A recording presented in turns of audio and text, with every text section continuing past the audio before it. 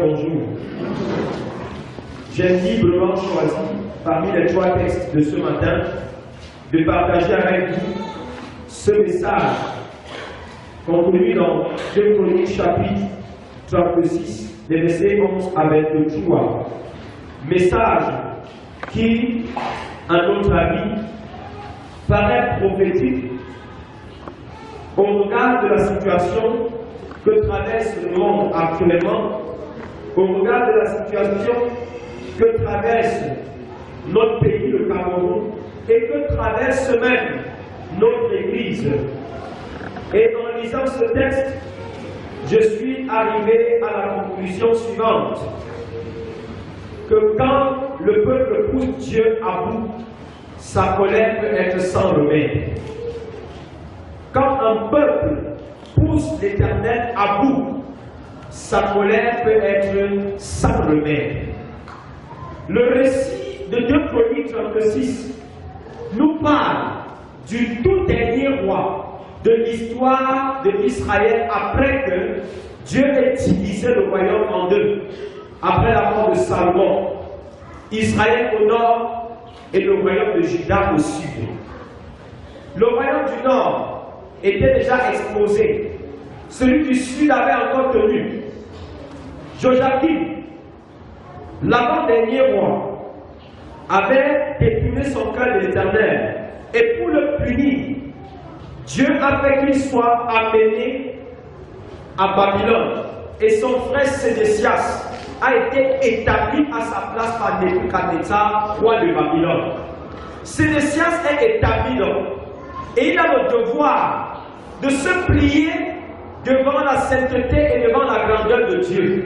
Mais aussi même de faire allégeance à Nebuchadnezzar, ne serait-ce que parce que c'est lui qui l'a établi roi. Je crois que souvent, lorsque quelqu'un t'a établi, t'a investi, la moindre des choses, c'est que tu sois soumis et que tu obéisses à celui qui t'a établi, n'est-ce pas? Mais ici, Nebuchadnezzar, bien qu'il soit roi de Babylone, a établi Sédécias, a amené Sédécias à jurer au nom de son Dieu, c'est-à-dire au nom du Dieu d'Israël. Nebuchadnezzar, en fait, n'était que l'instrument que Dieu utilisait pour redresser son peuple, pour ramener son peuple sur le droit chemin. Mais le roi Sédécias a fait comme ses prédécesseurs. Son cœur s'est détourné de l'Éternel. Son cœur a refusé d'écouter la parole de Dieu. Et la Bible dit que, bien qu'il soit jeune, au lieu de consacrer sa jeunesse à servir le Seigneur, à redresser le peuple qui, moralement et spirituellement, était déjà hors jeu, il ne s'est point humilié devant l'Éternel. Au contraire, lorsque le prophète Jérémie a parlé, son cœur a été davantage endurci et il n'a pas écouté la voix de Dieu. Et ce texte aussi nous donne de comprendre que lorsqu'un chef se détourne de l'Éternel, il expose son peuple. Lorsqu'un leader se détourne de l'Éternel, il expose son peuple. Lorsqu'un père, une mère se détourne de l'Éternel, il expose sa famille. Lorsqu'un berger se détourne de l'Éternel, il expose le peuple sur lequel il a été établi. Sédécias avait été établi par le Seigneur pour perdre le peuple d'Israël. Mais au lieu d'être une couverture spirituelle pour le peuple, il a accepté d'être un parapluie troué. Lorsqu'un parapluie est troué, ça ne sert pratiquement plus à rien parce que ça laisse descendre la pluie. Et il y a des leaders qui sont devenus comme des parapluies troués. Ils ont la position, mais du haut de leur position, ils ne servent plus à rien. Parce que, à cause du fait que leur cœur se soit détourné totalement de l'Éternel, ils laissent passer toutes les gouttes d'eau qui n'étaient pas censées tomber sur le peuple. Sédécias a donc détourné son cœur de l'Éternel. Et puisqu'il a détourné son cœur de l'Éternel, ses chefs et ses gouvernements ont suivi ses pas. Vous savez que lorsqu'un leader se détourne, il se détourne avec tous ceux qui l'accompagnent.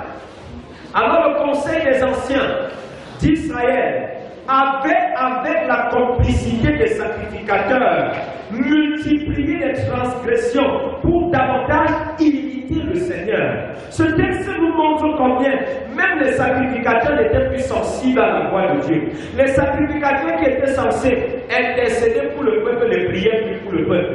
Les sacrificateurs qui étaient censés présenter à l'Éternel des sacrifices d'expiation, de propitiation, pour que le péché soit ôté du milieu du peuple, eux aussi s'étaient détournés de l'Éternel. Et lorsqu'on dit qu'ils avaient multiplié les transgressions selon les abominations des nations, ça veut dire quoi concrètement? Ça veut dire qu'au lieu d'adorer Dieu, ils ont commencé à adorer les faux dieux. Au lieu de servir le Seigneur, ils ont ouvert les portes à l'adoration des idoles.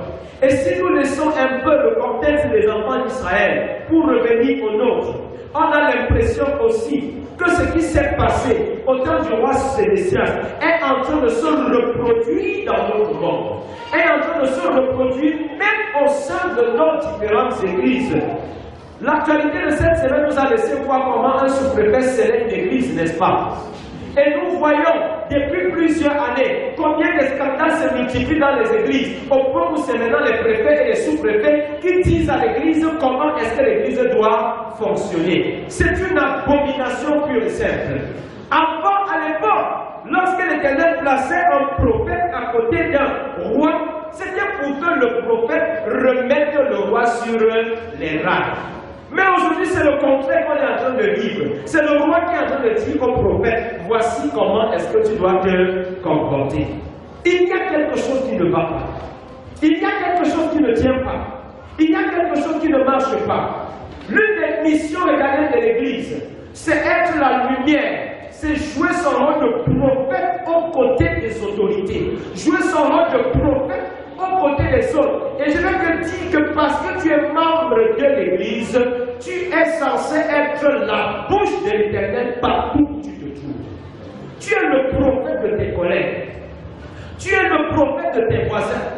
Tu es le prophète de tous ceux qui te côtoient. Et s'ils tombent, sache que c'est parce que tu as cessé de jouer ton rôle de prophète. Le prophète, c'est celui qui parle de la part du Seigneur. Le prophète, c'est celui qui annonce les oracles de l'Éternel. Le prophète, c'est la sentinelle que Dieu a établie pour dire à des personnes, attention, le chemin sur lequel vous êtes en train de vous aventurer est un chemin dangereux. S'il vous plaît, arrêtez. Au temps du roi Sédécias, les prophètes ont valablement joué ce rôle. Ils ont averti. Jérémie a même dit ce qui devait se passer. Jérémie a dit au roi que sache qu'un roi païen viendra te prendre et t'amènera. Si tu es sage, soumets-toi à Nebuchadnezzar, roi de Babylone. Mais à côté de lui, il y avait ce qu'on appelle aussi des faux prophètes, les prophètes de la cour, les griots qui sont tout le temps autour du roi, en train de dire au roi, même s'il ne connaît pas danser, Sa Majesté, personne ne danse comme toi dans son royaume. Il y avait des prophètes aussi comme ça. Et un de s'appelait Ananias. Jérémie a libéré la parole et a dit au roi, soumets-toi au roi de Babylone si tu es sage. Parce que Babylone est la main que Dieu a choisie pour protéger Israël. Mais Ananias est venu et a dit, l'Éternel ne parle pas seulement à Jérémie, à moi aussi il a dit. L'Éternel a dit, encore un peu de temps, je briserai le joug de Babylone et Israël sera sauvé. Israël se réjouira. Le roi, au lieu d'écouter le vrai prophète, a plutôt préféré écouter le faux prophète. Et c'est un peu ce que nous vivons aujourd'hui. Les vrais serviteurs de Dieu, c'est souvent ceux que même vous persécutez. Les vrais serviteurs de Dieu, ceux qui dénoncent vos péchés, c'est souvent ceux que vous persécutez. Les vrais serviteurs de Dieu, ceux qui vous prêtent la parole de Dieu sans diluer, sans mélanger avec les choses du dehors, c'est souvent ceux-là qu'on déteste. Et ceux qu'on embrasse, ceux à qui on apporte même les présents, c'est les criminels qui sont là pour vous tuer et finir par vous propulser dans le feu de l'enfer. Le prophète ici a parlé et il a valablement joué son rôle. Mais le roi a choisi de rendre son cœur raide et dur. Et il a entraîné le peuple avec lui. Ils ont fait au moins 3 ou 4 choses qui ont choqué Dieu, qui ont amené le Seigneur à dire que sa colère désormais sera sans remède. Et à partir de ces 4 choses, nous allons comprendre que nous aussi, lorsque nous poussons Dieu à bout, sa colère peut aussi être sans remède. Au verset 16, il est dit, mais il se moquait des envoyés de Dieu. La première des choses que le peuple a fait avec son roi et ses chefs, c'est se moquer des envoyés de Dieu. Se moquer des envoyés de Dieu, c'est mépriser l'autorité de ceux-ci. Se moquer des envoyés de Dieu, c'est leur parler en disant, tu n'es pas le premier. Qui es-tu? Vous avez souvent vu des gens interpeller d'autres ici dehors. Et pour ne pas changer, ils utilisent parfois comme alibi. Celui-ci est jeune. Il est quoi par rapport au pasteur tel avec qui je cause, avec qui je mange même. Au temps du prophète Jérémie, le roi s'est moqué des envoyés de Dieu. Et on dit que l'Éternel a de bonheur. Ça veut dire quand Dieu a vu que son peuple était sur le point de tomber, il a directement envoyé les prophètes pour les avertir. En notre temps aussi, Dieu a toujours suscité des personnes pour dire, que ce soit au pays, que ce soit à l'église, répandez-vous. Sinon, ma colère va se déverser sur vous. Mais on a l'impression que plus l'Éternel parle, plus les gens jouent à la soupe. Qu'est-ce que c'est dit? Plus l'Éternel parle, plus les gens ne veulent pas écouter.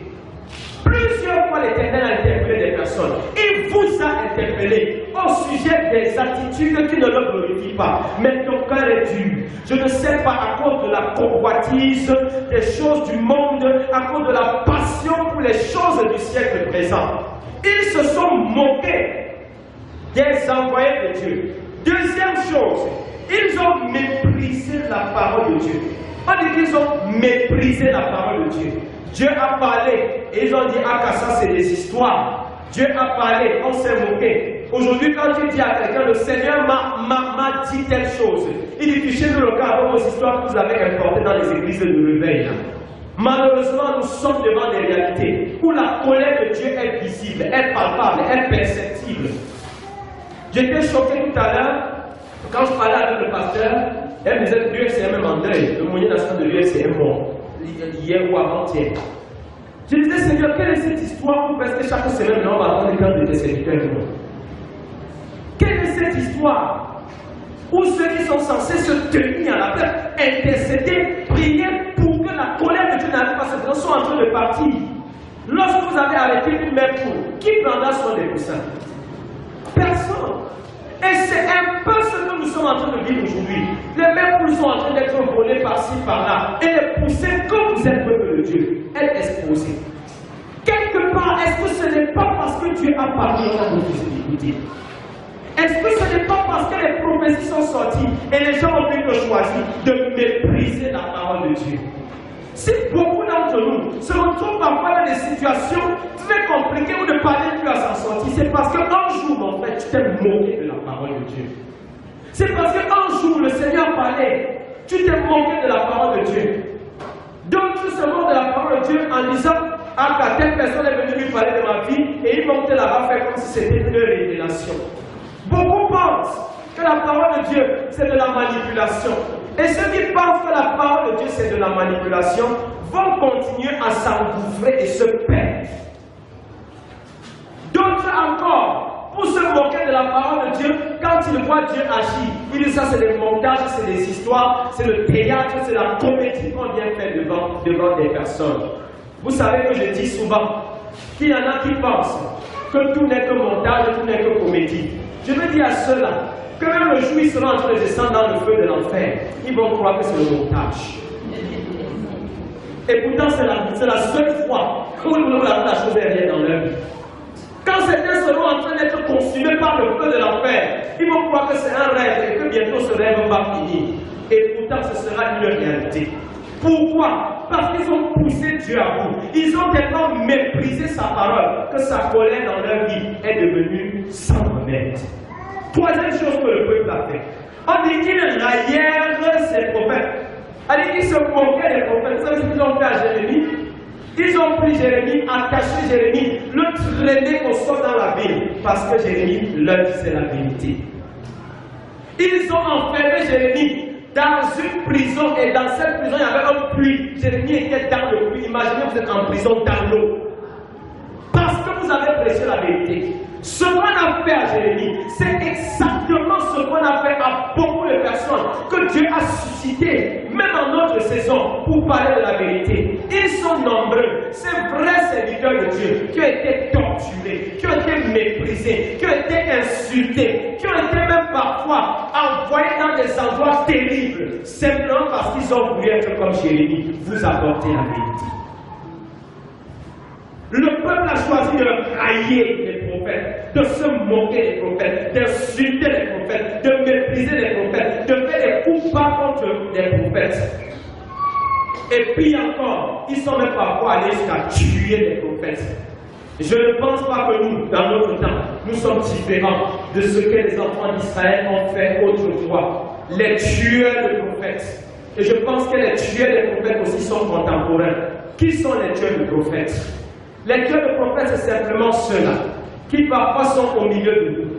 Ils ne veulent pas croire en la vérité, mais ils empêchent à ceux qui veulent croire de croire. Ils ne veulent pas être changés, mais ils préfèrent constituer des groupuscules tout le temps, faire des crocs en jambes, monter des coups contre les vrais serviteurs de Dieu. Les tueurs des prophètes, c'est qui? C'est ceux qui choisissent même parfois de partiser avec le diable pour venir dans la maison du Seigneur. On entend dire parfois dans certains contextes, dans la maison du Seigneur, que telle personne a empoisonné telle. En l'église, où sommes-nous? On entend dire que tel qui est mort là, c'est lesquels qui ont monté pour le tuer. Ou à l'église, c'est une honte. C'est ça, railler les prophètes. Éteindre les porteurs de lumière, afin qu'ils ne parlent plus jamais. C'est quelqu'un qui nous disait ouvertement, vos choses que vous faites là, on va éteindre ça. Mais j'ai envie de dire à quelqu'un, si tu peux éteindre ce qui vient du Saint-Esprit, c'est que tu as la capacité d'empêcher que le soleil brille. Et comme tu ne peux pas stopper une nation qui vient de Dieu. Dieu veut que son peuple soit libéré. Dieu ne veut pas que son peuple soit exposé.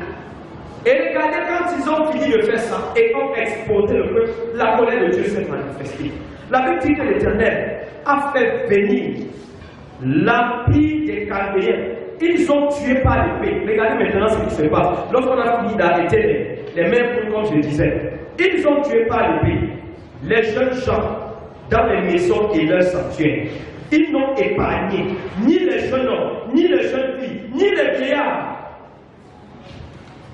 La jeunesse, c'est l'avenir, n'est-ce pas? Lorsqu'on tue la jeunesse, ça dit qu'on a été votre espérance.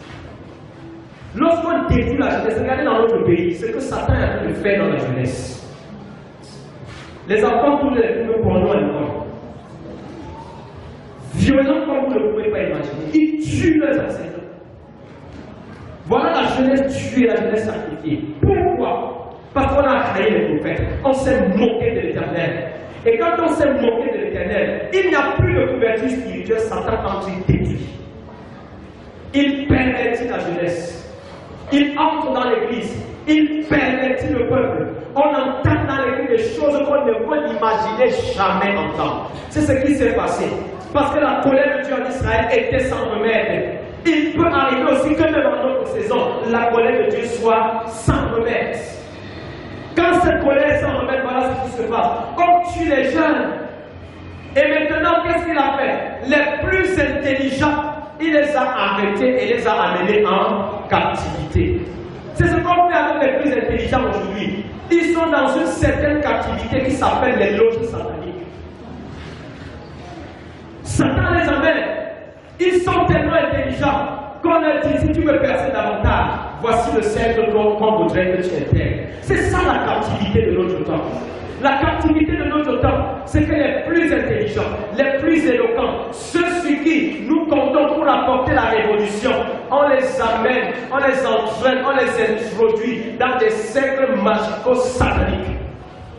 C'est ça la captivité. Parce que Babylone, c'était le paganisme ancien. Voilà pourquoi quand on vient dans l'Apocalypse pour parler de Babylone, on présente Babylone comme étant le règne de Lucifer même en personne. Donc quand on amène le peuple à Babylone, ça veut dire qu'on a amené le peuple à servir, à vénérer, à adorer Satan. Voilà ce qui se passe quand les leaders n'écoutent plus Dieu. Quand les leaders ont rendu leur cœur dur, ils exposent le peuple. On tue les vieillards. Ça veut dire qu'on n'a plus de repères. Quand les vieillards sont morts, on n'a plus de repères. Nous voyons les vieillards partir. Quand je vois les vieillards, il ne s'agit pas des gens qui sont vieux. Parce qu'il y en a qui sont vieux qui nous servent à rien. Je parle des sages, je parle des références, je parle des personnes qui vont vous communiquer, vous transmettre l'onction de Dieu. On les a arrêtés, on les a tués et le reste on les a déportés. Et pire encore, Babylone ne s'arrête pas. Babylone a fait brûler le temple. Effondrement total de l'Église. Il brûle le temple, il brûle le palais du roi et il procède maintenant au pillage. On dit qu'ils sont entrés dans la maison des trésors du temple parce que dans le temple il y avait à un niveau. Il y avait un niveau qui était la maison du repos où les sacrificateurs se reposaient et au-dessus de la maison du repos il y avait la maison des trésors. Ils sont entrés dans les maisons des trésors, ont tout apporté. Et à l'intérieur, tout était en or, en argent, bref, en métal précieux. Ils ont pris tout ce qu'ils faisaient. Regardez un peu, c'est toute la richesse du peuple qui s'en va. Et lorsque nous voyons ce qui se passe aujourd'hui, on a l'impression que Satan est en train de voler nos richesses. Satan est en train de s'emparer de nos richesses. Nos ressources sont en train d'être pillées. Nos ressources spirituelles sont en train d'être pillées. L'ennemi est en train d'entrer dans l'église. La persécution qu'on fait à certains enfants de Dieu dans l'église, ce sont les trésors de l'éternel qu'on est en train de voler. Les trésors de l'éternel sont en train d'être volés. Babylone a pillé et Babylone a jeté le feu. Tout est allé en fumée. Des années que le peuple a mis pour amasser, pour construire, pour placer, ce qui pouvait faire l'objet, la source de leur vie. Et voilà ça qui s'envole en fumée. Mais l'Éternel par-dessus tout nous donne de comprendre que même s'il est en colère, il y a toujours une lueur d'espoir. La colère de l'Éternel dure un instant, mais sa miséricorde dure à toujours. Par l'envoi de Cyrus, l'Éternel nous donnait de comprendre que si dans la loi, il est arrivé que sa colère soit sans remède, nous, le peuple de la grâce, il y a un remède. Et ce remède, c'est Jésus-Christ. Cyrus est venu, et la Bible dit que Cyrus, bien qu'il soit père, a dit, le Dieu des cieux m'a ordonné, il m'a établi sur tous les royaumes de la terre, et il m'a commandé de lui bâtir une maison. En notre saison, frères et sœurs, l'Éternel cherche les Cyrus qui vont se lever pour rebâtir la maison qui était ruinée. Dieu cherche les Cyrus qui vont apporter le remède à sa colère. N'attendez pas que ça vienne forcément d'en haut. Tu es exactement le Cyrus que Dieu cherche. Tu as tout le profil pour être le Cyrus que Dieu cherche. Il t'a donné Jésus. La Bible dit, voici les miracles qui accompagneront ceux qui auront. À mon nom, qu'est-ce qu'ils feront? Ils chasseront les démons, ils saisiront les serpents. Même s'ils boivent quelqu'un ne peut pas monter, il ne leur fera aucun mal. Ils imposeront les mains aux malades et les malades seront guéris. Voilà pourquoi tu dis que tu as le profil. Si tu as cru, tu as le profil pour le bâtir. Si tu as cru, tu as le profil pour restaurer la gloire de Dieu que certains ont terni dans son église. Si tu as cru, tu as le profil pour restaurer la gloire de Dieu que certains ont terni à cause de leur corruption, à cause de leur méchanceté qu'ils ont établie dans les entreprises. Cyrus s'est levé et a bâti. Est-ce que ce matin parmi nous on a des Cyrus qui veulent dire Seigneur c'est assez? Est-ce qu'on a parmi des Cyrus qui veulent dire en déportation? Tu peux compter sur moi pour le replier. Si ton église a été détruite, tu peux compter sur moi. Ne dit-on pas souvent que si dans le village, chacun balayait sa démenture, tout le village sera mort. Si chacun commence par assainir son air, par nettoyer son air, par laisser la lumière de Dieu, la gloire de Dieu se manifester dans son air, je suis persuadé que plusieurs lumières donnera une grande lumière, donnera une plus grande clarté. Ce matin, le Seigneur nous dit qu'il peut arriver que le peuple pousse à bout et que sa colère soit sans remède. Mais nous enseigne aussi que même s'il blesse, même s'il est en colère, il est encore la bonne qui pense. Il veut des Cyrus par qui il va penser. Il veut des hommes et des femmes qu'il enverra. Il veut des hommes et des femmes qu'il utilisera. Il veut des hommes et des femmes qu'il utilisera pour rebâtir. Parce que quand nous regardons à nos murailles, les murailles sont en ruine. Quand nous regardons dans nos familles, les familles sont en ruine. Quand nous regardons aux différents emplois, les sociétés publiques, privées, parapubliques, tout est en ruine à cause de ce que les gens étaient insensibles à la voix de Dieu. Bien-aimé, si tu te laisses utiliser par le Seigneur, je crois que par toi, ou alors avec toi, il y aura un remède à la colère de Dieu qui sévit autour de nous. Que l'Éternel fasse de toi un Cyrus pour restaurer sa gloire là où elle a été perdue. Amen. Jusqu'au bout, je veux te suivre dans les voies.